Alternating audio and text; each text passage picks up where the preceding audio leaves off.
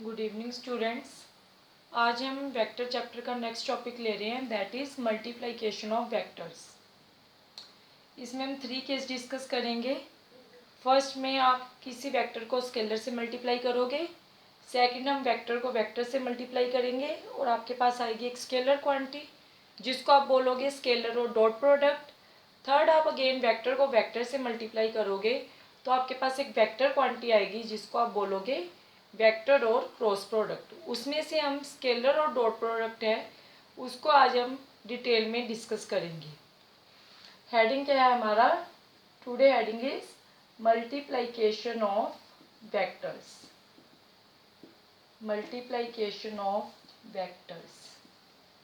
इसमें से फर्स्ट जो केस है दैट इज़ वेरी सिंपल। जब आप किसी भी स्केलर को वेक्टर से मल्टीप्लाई करते हो, लाइक मेरे पास वेक्टर है ए 2i cap plus 3j cap minus 4k cap. आपने क्या किया, इस वेक्टर क्वांटिटी को स्केलर 3 से मल्टीप्लाई कर दिया और आपको फाइंड आउट करना है 3a वेक्टर। तो 3 का पूरे से मल्टीप्लाई हो जाएगा 2i plus 3j minus 4k which is equal to 6i cap plus 9j cap minus 12k cap which is again a vector quantity. Second case क्या है, जब आप किसी भी वेक्टर को वेक्टर से मल्टीप्लाई कर रहे हो बट आपके पास जो प्रोडक्ट है दैट क्या है, it is a scalar quantity और उसको आप क्या बोलोगे, स्केलर और डॉट प्रोडक्ट। इसको अब डॉट प्रोडक्ट क्यों बोला गया है, क्योंकि वेक्टर है मान लो ए, दूसरा वेक्टर है मान लो बी। आपने जब इनकी प्रोडक्ट की तो जहाँ पे आप क्या लगाओगे, जब स्केलर क्वांटिटी आएगी जहाँ पे डॉट लगता है, so it is known as scalar और डॉट प्रोडक्ट। कोई क्वांटिटी है सी, इसके ऊपर वेक्टर नहीं है, it is a scalar quantity. अब देखिए इसमें क्या होता है, लाइक मैं वर्क की एग्जांपल दूं। वर्क क्या है आपके पास, it is a scalar quantity, but ये आता कहाँ से है? वर्क क्या होता है, फोर्स इनटू डिस्प्लेसमेंट, जबकि फोर्स भी आपकी क्या है, वेक्टर क्वांटिटी है, डिस्प्लेसमेंट भी क्या है आपकी वेक्टर क्वांटिटी। बट जो वर्क आएगा मीन्स 10 जूल 5 जूल, वो क्या आएगी आपकी एक स्केलर क्वांटिटी है।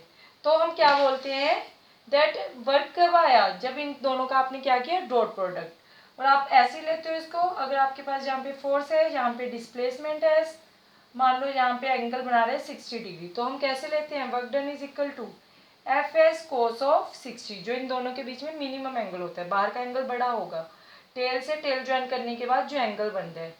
तो फोर्स मान लो आपके पास 10 न्यूटन है, डिस्प्लेसमेंट मान लो 5 है, कोस 60 कितना होगा 1/2, 2 5 10, तो हमारे पास वर्क डन कितना आ गया 25 जूल।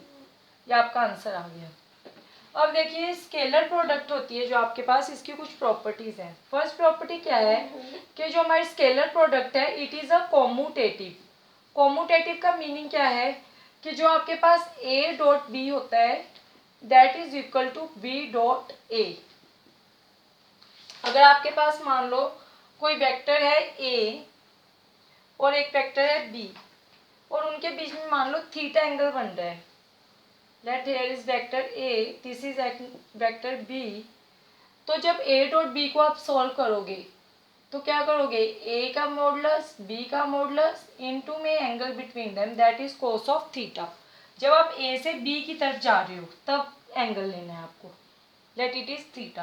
सिमिलरली जब आप b डॉट a को सॉल्व करते हो तब आप क्या लोगे, b modulus a modulus cos of angle between them. जब हम b से a की तरफ आ रहे हैं, b से a की तरफ एंगल कितना होगा, टोटल एंगल आपका 360 है, तो हमारे पास ये एंगल कितना लेफ्ट होगा 360 माइनस में theta, 360 minus theta.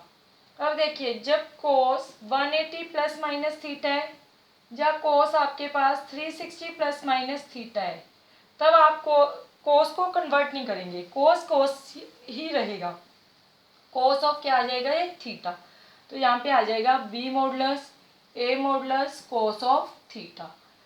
From 1 and 2 क्या प्रूफ हो गया, a dot b is equal to b dot a means scalar product is commutative.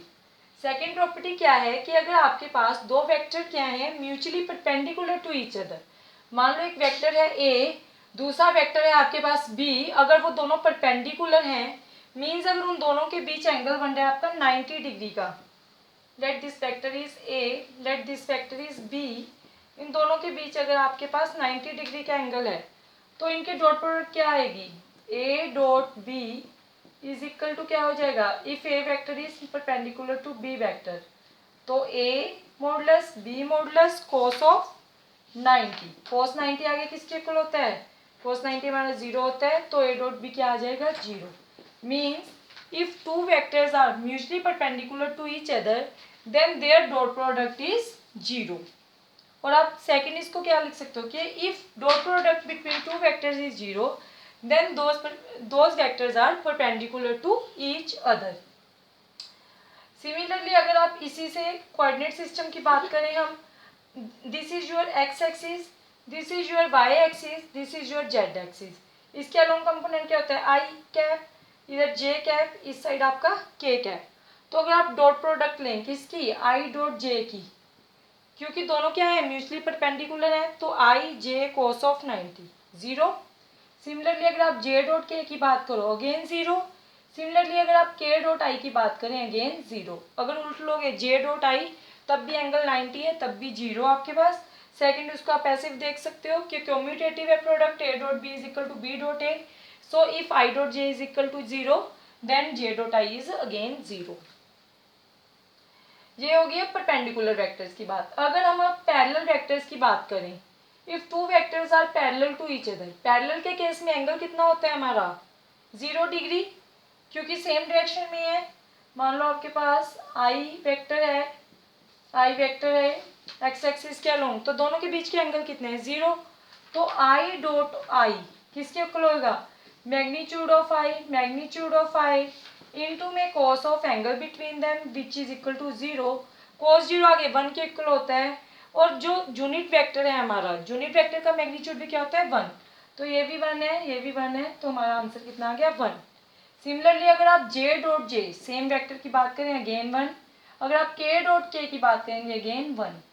अब अगर हम ए वेक्टर को मल्टीप्लाई करें ए वेक्टर से तब क्या आ जाएगा, मॉडुलस ऑफ ए, एंगल कितना होगा 0. सो कॉस 0 मीन्स 1, तो आपका आंसर कितना आ जाएगा ए स्क्वायर. ए स्क्वायर क्यों आया, अगर हम +5 लें मॉडुलस के अंदर तब भी 5 आएगा आंसर, अगर -5 का मैग्नीट्यूड देखोगे तब भी 5 आएगा. तो ए स्क्वायर लिख सकते हो क्योंकि ये वैल्यू क्या रहेगी हमारी पॉजिटिव रहेगी. Means if two vectors are parallel to each other then their dot product is 1. Next क्या है, अब इसकी एप्लीकेशन क्या है, एप्लीकेशन क्या है स्केलर डॉट प्रोडक्ट की, it is used to find the angle between two vectors. इसकी एप्लीकेशन क्या है हमारी स्केलर डॉट प्रोडक्ट की, ये हमारे पास एंगल फाइंड करने के काम आते हैं. It is used to find angle between two vectors, क्योंकि हमारे पास क्या है प्रोडक्ट, डॉट प्रोडक्ट किसके इक्वल था, magnitude of A magnitude of B cos of theta. और आप इसको क्या ले सकते हो, A dot B upon modulus of A modulus of B is equal to cos of theta. अब मान लो आपके पास ए वेक्टर है, ए वेक्टर आपको गिवन है I cap plus J cap, B vector आपको गिवन है लेट बी वेक्टर है आपके पास I cap minus J cap, आपको बोला है let I plus J cap, I plus 2 J cap कर लो. आपको बोला है find angle between these two vectors, find angle between these two vectors.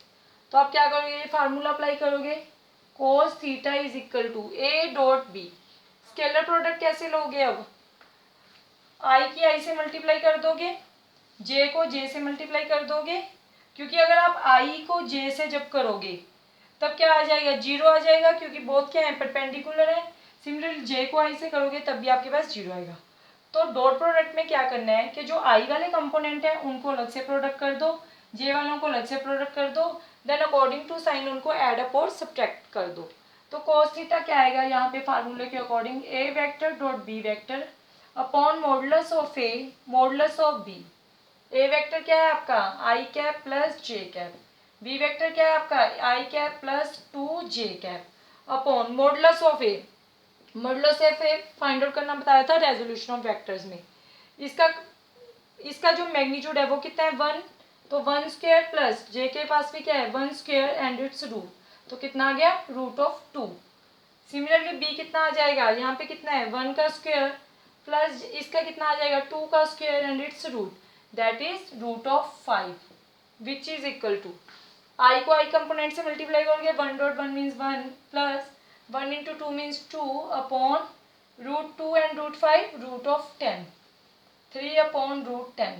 तो थीटा कितना आ जाएगा हमारा, theta is equal to cos inverse 3/√10।